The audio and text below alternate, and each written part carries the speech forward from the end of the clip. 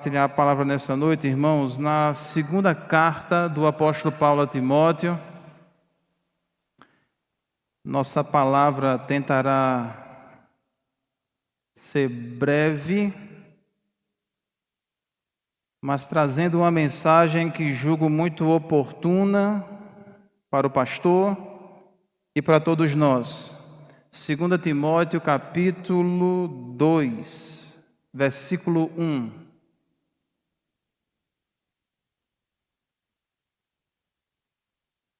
À medida que encontrar o texto, eu peço, por favor, fiquem em pé para acompanhar a leitura e em seguida orarmos ao nosso Deus.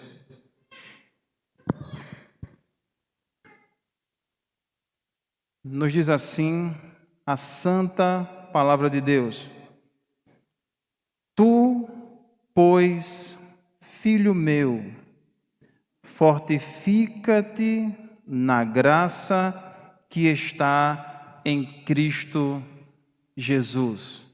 Vamos curvar nossas cabeças e orar?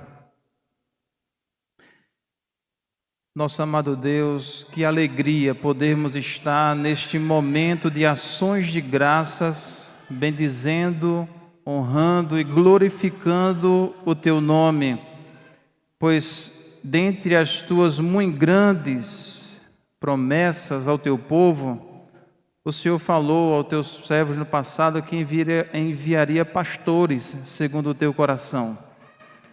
O Senhor disse que em resposta à oração da Tua igreja enviaria trabalhadores para a Tua seara. O apóstolo Paulo, inspirado por Ti, falou que o Senhor dá pastores à Tua igreja para nos aperfeiçoar na realização da boa obra para a qual o Senhor nos salvou. Louvamos ao Teu nome pela vida do pastor Roberto e que neste momento, bendito Deus, Tua palavra fale ao coração dele e de todos nós que aqui estamos. Pedimos isso em o nome de Jesus, nosso Senhor. Amém. Amém. Você pode sentar-se. Fortificados na graça que está em Cristo Jesus. Fortificados na graça que está em Cristo Jesus é o nosso tema. E escute com atenção uma estrofe do hino 377 que nos diz: neste mundo havemos crentes de ter sempre algum pesar, mesmo lutas de sabores que nos venham perturbar. Mas se o mal nos ameaça de alegria nos roubar, vencendo, vem Jesus. Amados, o ânimo que essas palavras promovem ao nosso coração refletem o ânimo que as palavras do apóstolo Paulo, neste versículo, transmitem ao coração do jovem e muito atarefado e cansado pastor Timóteo.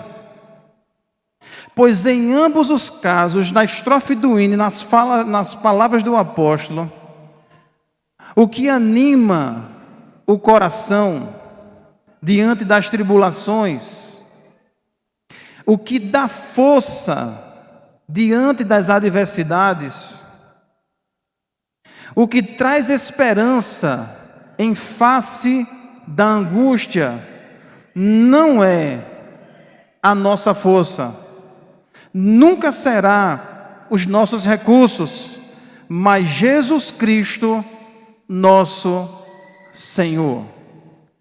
Ele é a nossa força, nossa esperança, o nosso ânimo, a nossa paz, a nossa vida. Tudo que somos e temos depende dele, que é a videira verdadeira, que pela graça de Deus nele fomos enxertados e hoje somos o que somos, temos o que temos e fazemos o que fazemos pela graça dele e para a glória do seu nome. Dito isto, e seguindo a brevidade que falei, peço que você preste atenção naquilo ou em alguns detalhes do que o apóstolo Paulo nos fala neste verso. A primeira coisa que eu quero destacar, amados irmãos, dessa graça que fortifica, dessa graça em Cristo que fortalece, é o modo amoroso, pastoral e afetuoso, como o apóstolo Paulo se refere ou se reporta a Timóteo: filho meu. Essa expressão que está no versículo 2, capítulo 2, versículo 1, filho meu. Esta expressão, meus amados, lança diante dos nossos olhos o vínculo de amor que o Evangelho cria entre aquele que anuncia as boas novas e aqueles que são transformados por ela. O apóstolo Paulo refere-se a Timóteo como um filho na fé. E esse amor paternal, gerado pela graça de Deus, através do Evangelho proclamado com fidelidade, faz com que o apóstolo Paulo se comporte e se porte para com Timóteo como um pai amoroso e zeloso. Ele sabe das lutas que Timóteo tem enfrentado. Ele conhece os dilemas que estão tumultuando e dificultando a vida desse jovem pastor. E como nós bem sabemos, a segunda carta de Paulo a Timóteo é como que o seu testamento. Ele está escrevendo talvez suas últimas palavras, direcionadas ao seu amado filho na fé. E aqui, ele diz para o seu filho: fortifica-te. Diante do desgaste, diante do cansaço físico e mental, do desânimo que as lutas às vezes promovem ao coração, a palavra do apóstolo Paulo é um imperativo amoroso que diz: fortifica-te. Ou seja, Timóteo deveria assumir uma postura cotidiana, uma responsabilidade que ele deveria cumprir todos os dias. É a força do verbo que está aqui. Não é Paulo dizendo a Timóteo que em um determinado dia ele ora, ele pensa, ele busca, ele pede, ele bate a porta, um dia ele se consagre, no outro ele guarda as armas espirituais poderosas em Deus e descansa. A força do que Paulo está falando aqui para Timóteo é um ato contínuo, um compromisso diário de se fortalecer. Isto, irmão, significa que Timóteo não deveria encarar o desânimo como uma coisa normal. Ele não deve encarar aquele desgaste como uma coisa que é natural e a gente deve se acostumar com isso, não. A fala de Paulo para Timóteo é uma fala que leva ele a uma inconformação. Porque se as lutas estão trazendo desânimo, se os embates estão trazendo desgastes, se as dificuldades estão limitando a visão, a fala de Paulo é: assuma o compromisso de se fortalecer. Deus não lhe chamou, Paulo, aqui está pressuposto isso, ele está dizendo: o Senhor Jesus não te chamou, não te vocacionou para você parar por causa de problemas, para você desistir por causa das lutas, para você tirar a mão do arado por causa dos problemas, mas para se fortalecer. Essa é uma expressão que se alia a um ato amoroso e pastoral do próprio Deus, que sempre se colocou como aquele que fortalece, encoraja, anima os seus servos.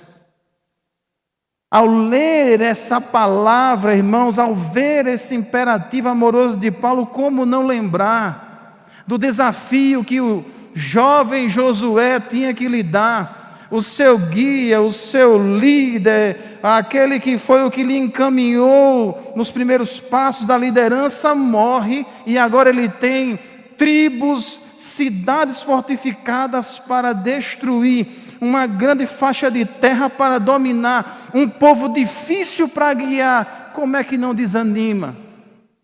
Como é que não desencoraja? Mas a palavra de Deus não é para, a palavra de Deus não é desiste, a palavra de Deus não é larga, a palavra de Deus para ele é ser forte e corajoso. Não tema, nem te espantes, porque o Senhor, teu Deus, é contigo por onde quer que andares. E como não lembrar de Jeremias, conhecido como o chorão, e se estivéssemos na pele dele, choraríamos muito mais. Povo difícil, de dura cerviz, acostumado a matar profeta, e Deus levanta esse homem, escolhido desde o ventre, para ser a boca de Deus diante do povo. O chamado é bonito, a vocação é gloriosa, mas ele conhece o povo, ele faz parte dele. Como não desanimar? A palavra do Senhor para ele é: não temas diante deles. Isso aqui não é de povo. Deus não está dizendo para ele não temer povo ímpio. Ele está dizendo para ele não temer a reação do povo de Deus, do povo de Judá, quando ele for pregar a palavra dura que Deus o chamou para anunciar. Aliás, vale a pena esse parêntese. Profeta bom, apóstolo crente, chamado, sempre foram veículos, muitas vezes, de palavras duras. Na dieta de uma igreja, a palavra consola, a palavra anima, a palavra alegra, mas existe uma palavra que exorta, e tocar o dedo na ferida dos outros sempre foi um problema e continua sendo, mas a palavra de Deus para o seu servo é: não temas diante deles, porque eu sou contigo para te livrar, diz o Senhor. O Senhor Deus conhece nossa natureza, sabe que nós somos fracos. Ele não nos coloca à frente de uma igreja, Ele não colocou o pastor Roberto à frente dessa igreja porque ele é um homem de aço. Tem sangue correndo nessas veias, tem sentimento nesse coração e nessa mente. Mas diante de toda a luta que nós enfrentamos, que cada um aqui enfrenta, a palavra de Deus para o nosso coração não é pare, não é desista, é fortifica-te. Tenha força, revigore-se, reanime-se, recomponha-se. Em seguida, ele apresenta a fonte. Porque não adianta dizer o que faz. Paulo não vai apenas dizer o que Timóteo tem que fazer diariamente, ele vai dizer: fortifica-te na graça que está em Cristo Jesus. Essa é uma fonte solidária, de pastor a crente, a ovelha, nas mais variadas partes que ocupam no corpo, todos têm acesso a essa mesma fonte. Cristo não é propriedade do pastor nem de alguns, ele é de todo aquele que nele crê. Paulo está, portanto, colocando aqui para Timóteo um caminho que é comum, um caminho que está disponível para todos nós, para todos todo crente, para todo filho de Deus. Na graça que está em Cristo Jesus, encontramos força, encontramos vigor, encontramos a paz que precisamos, o direcionamento que necessitamos. Na graça de Cristo, Paulo disse para Timóteo, força, e uma força constante, que vai te auxiliar todos os dias. É uma fonte que jorra, e todas as vezes que você estender a mão com fé e buscar a Ele, você vai receber dessa graça. E isto, irmãos, coloca diante de Timóteo um exercício que talvez não seja tão comum, mas é um imperativo que por todos os lados nos ensina a Sagrada Escritura, que é o da meditação, a prática de andar com a palavra na cabeça, a prática de tentar trazer aquele texto para a minha vida, para o meu contexto, aquela ideia de você ler a palavra e andar com ela, como usam alguns essa figura, ruminá-la na sua cabeça, e voltar e procurar o modo correto de aplicar essa palavra em minha vida. Não é aquela leitura que diz, que lê de manhã que Jesus é bom e quando é de noite não lembra mais nem o que leu. Aqui nós estamos diante de uma série de indicações que apontam para hábitos saudáveis, santos e revigorantes que a nossa fé promove. Meditar na palavra, orar constantemente. Mas uma coisa é certa, a graça que está em Cristo Jesus, ela tem verdades que fortalecem o coração do crente, que são acessadas por esses meios que nós falamos há pouco. E quem sabe é necessário que Timóteo e nós recordemos. Escute atentamente. Quando a gente pensa na graça que está em Cristo Jesus, o que é que vem à nossa mente? Eu creio que a primeira coisa, irmãos, que deve vir à nossa mente e vem para nos fortalecer, é que nossos pecados, o de Timóteo, o nosso e o nosso, foram perdoados mediante a morte de Cristo Jesus. A primeira coisa que nós lembramos que a graça em Cristo nos traz à memória é que nós agora, pela graça de Deus, não temos mais nenhuma condenação sobre nós. O escrito de dívida foi pago, a mancha foi tirada, a culpa foi ela, portanto, sobre Cristo, e o seu sacrifício trouxe a propiciação para nós. É necessário que, enquanto nós lidamos com as dificuldades da caminhada, recordemos isso. Esse pecado que tumultua, esse pecado que complica, esse pecado que dificulta, na graça que está em Cristo, nós aprendemos que para isso já houve uma solução. Para isso já houve um remédio.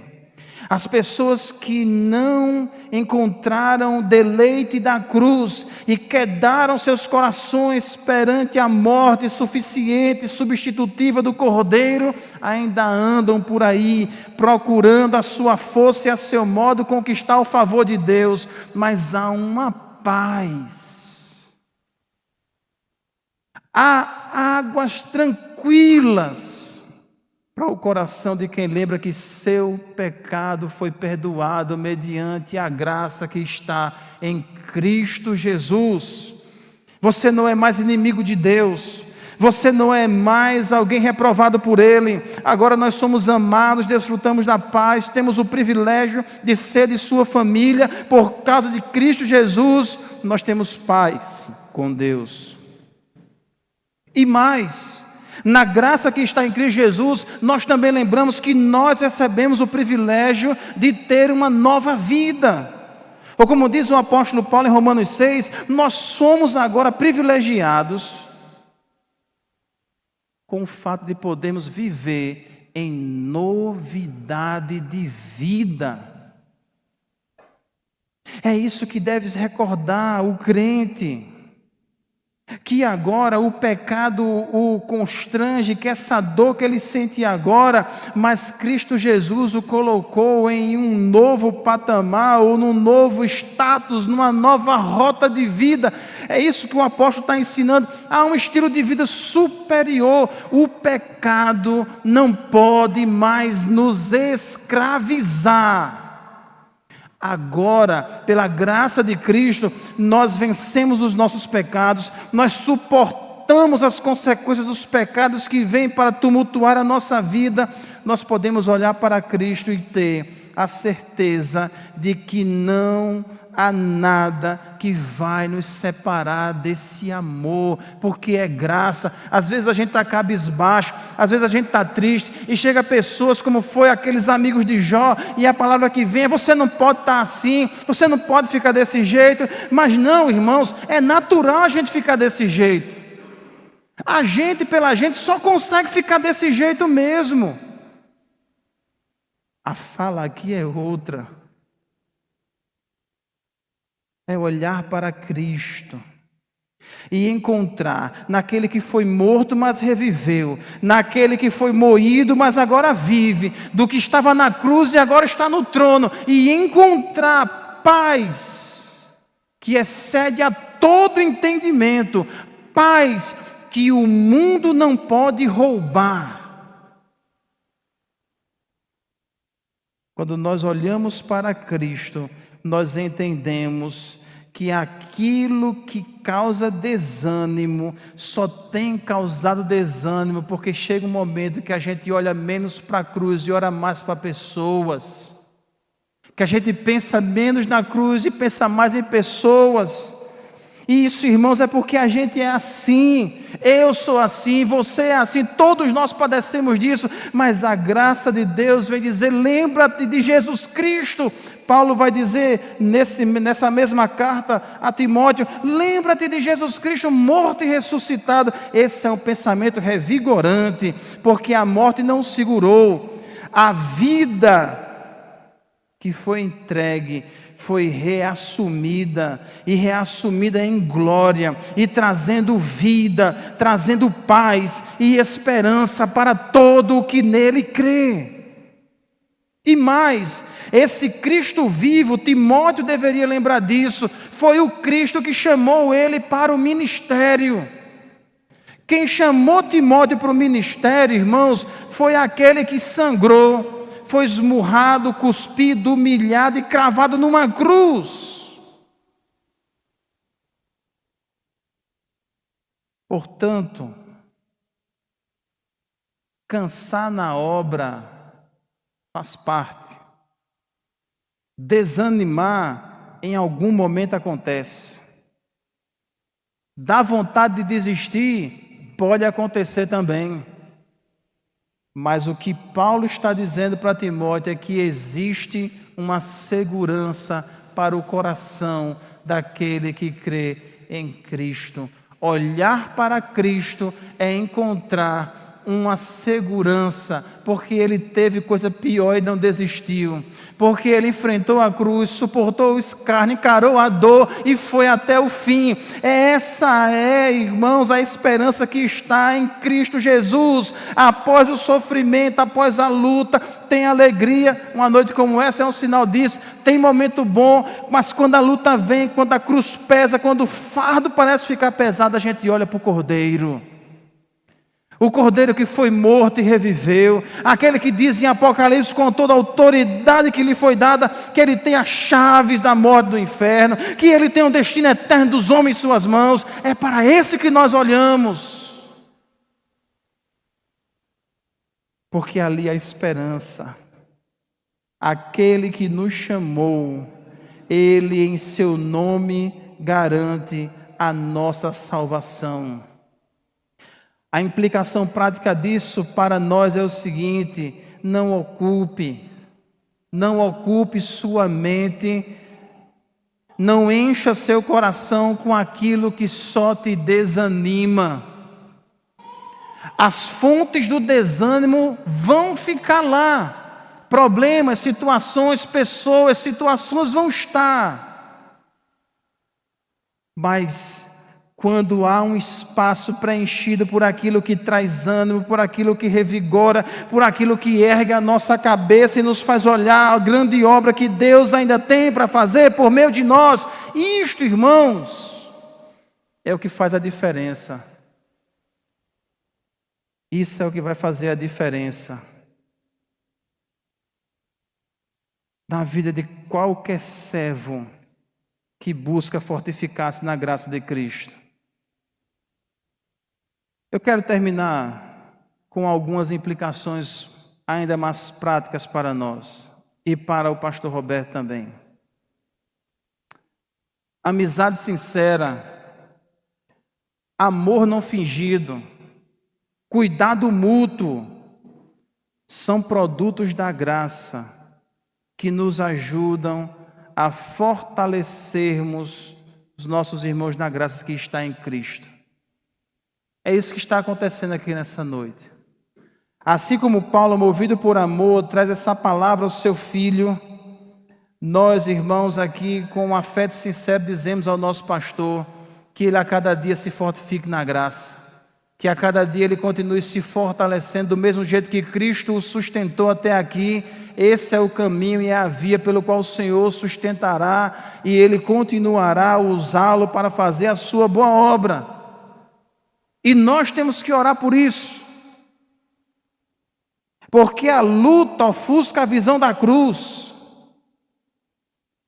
Muitos irmãos, muitos, isso inclui pastor e inclui crente, como é importante a gente receber uma palavra de encorajamento, mas não é aquela palavra de encorajamento assim, rapaz, como tu é bom, rapaz, o Senhor é 100%, não é inflar o ego, não é coisas para inflar o ego.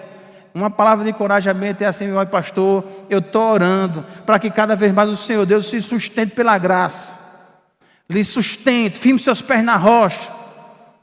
Isso é que é uma palavra de ânimo de um crente, de chegar para um irmão que está fraco e dizer assim, com amor no coração, assim, meu irmão, eu estou orando para a graça de Deus encher teu coração.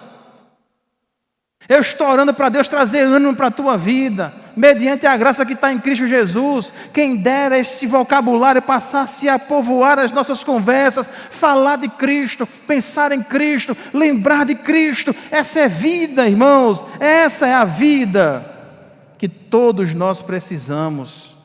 Portanto, nessa noite, a palavra que com amor deixamos para o nosso pastor é isso: fortifique-se cada vez mais nessa graça, porque grande é a obra que Deus ainda tem a fazer através de você e através de cada um de nós, porque Cristo não nos chamou para retroceder, mas ir avante até onde e para onde Ele nos chamou para ir.